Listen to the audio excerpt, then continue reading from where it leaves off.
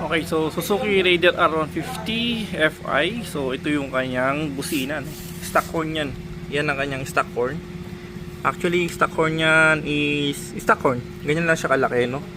So ngayon, ang problema na talaga natin sa ganito, talagang sa Pilipinas, pag drive ka, kailangan at least yung busina mo, kung maaari, magpalit ka na, no? Na medyo may kalakasan, no? Para maano ka din na makasalubong mo or sa paligid mo, no? Malaking bagay 'yon, no? Kasi stock pipe to, so napakatahimik lang. And then ito yung kanyang busina, no? Sound check lang natin. So sound check lang tayo. Okay.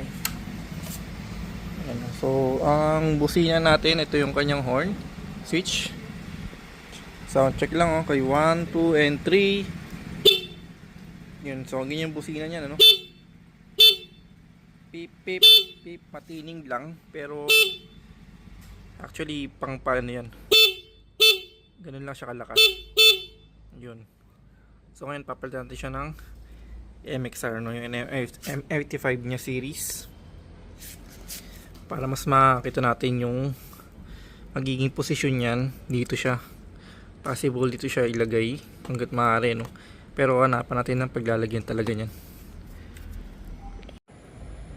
Okay guys, so ito na po yung ating installation sa ating MXR, no? MXR series na horn nila na nabili natin, ano? Okay. So, hindi ko na po na video yung pag-install ko. So, plug and play lang po yung harness niyan, negative but positive lang sa battery. And then yung pinaka switch niya, yung para mag-trigger, sasalpak nyo lang po yung sa may relay doon. And then understood na tong apat na wire po na ito is para sa mismong horn. Okay, so dual horn po siya, no, na relay na MXR na nabili natin. So ito yung nag-installation nga po natin. So kung mapapansin nyo guys, talaga nakalabas siya dito, medyo malaki siya dito kasi di natin nilagay sa ibang sa loob nito kasi parang inisip natin medyo wala nang space para sa atin, ano, medyo may kalakihan din kasi ito eh.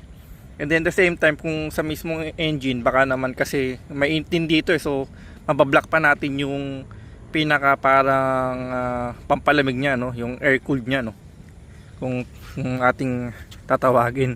Okay, so yun lang naman, halos ng installation, easy to install lang, no, inabot madali lang siya ikabit talaga. Hindi ko na talaga na i-video na, nakalimutan ko na i-video kasi nag-focus tayo sa pag nung wire ko saan natin nilalagay. So yun.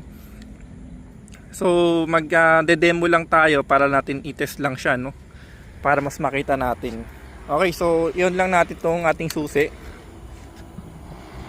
Pero teka lang pala guys, no, i-on ko lang yung engine. Okay, so naka-on yung ating engine, ano, para at least kahit paano di ma-discard yung ating battery para pag tinest natin. Alright, so ayan, kasama yung kanyang engine idle po, no. Okay, so busina check tayo guys. Ready 1 and 2 and 3. Yun. So yun yung pinaka-busina niya.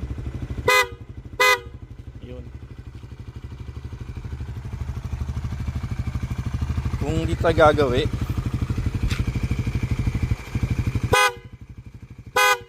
yun yung kanyang busina, no. Okay, kung dito sa part na to, so try naman natin siyang i-andar, mag-ride tayo hanggang doon and then check natin yung pinaka ng busina niya, no. Okay, so na-set na natin yung ating camera, no. So yung layo hindi ko lang maano, basta pag binarinig tayo sa background ng busina, so ganun na yung ating layo or yung lakas ng ating busina, no. Okay, so mag-ride na po tayo.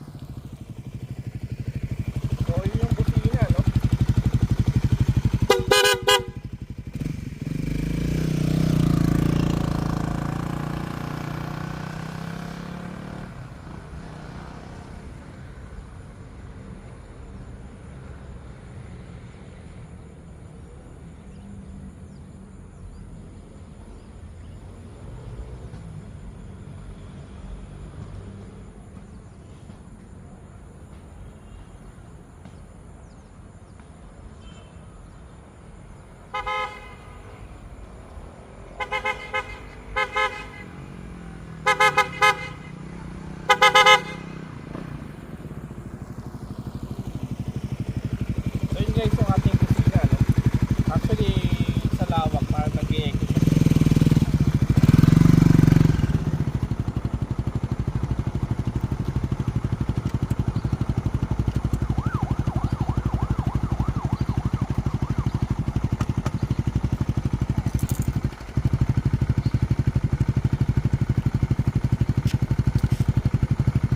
So yun guys yung ating busina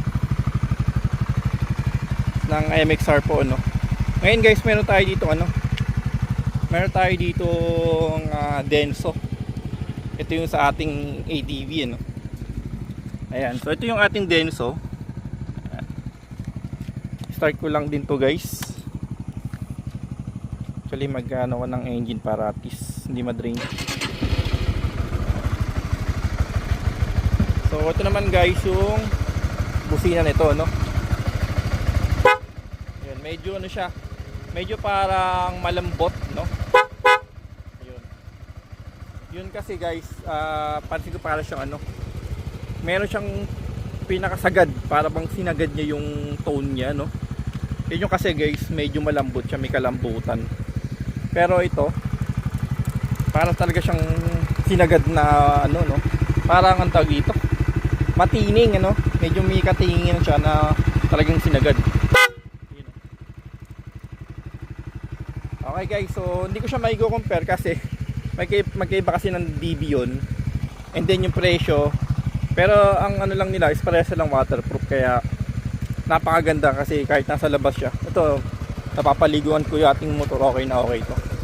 So yun pa, hindi ko pa natatry kung pag nababasa or pag umuulan, Ayan, so yun lang muna guys. So far, satisfied tayo sa tunog niya, malakas. Ngayon kung magtatagal ba siya, yun ang malalaman natin kung magiging hanggang saan yung tatagal niya pag nababasa na, kasi yun, almost yun, okay pa yun kahit nabasa siya, may ilang taon na din nakalagay sa kanya, pero okay. Pero ito, malalaman natin pagka nagamit na natin siya ng matagal, tapos pagka umuulan, nababasa, kung hindi magbabago yung kanyang tunog. Pero ano siya, waterproof kasi siya, kaya kahit nabasa okay lang, no? So one more. Yun, nakabit. Pati tayo nabibingaw. So yun lang guys, and thank you for watching po, no?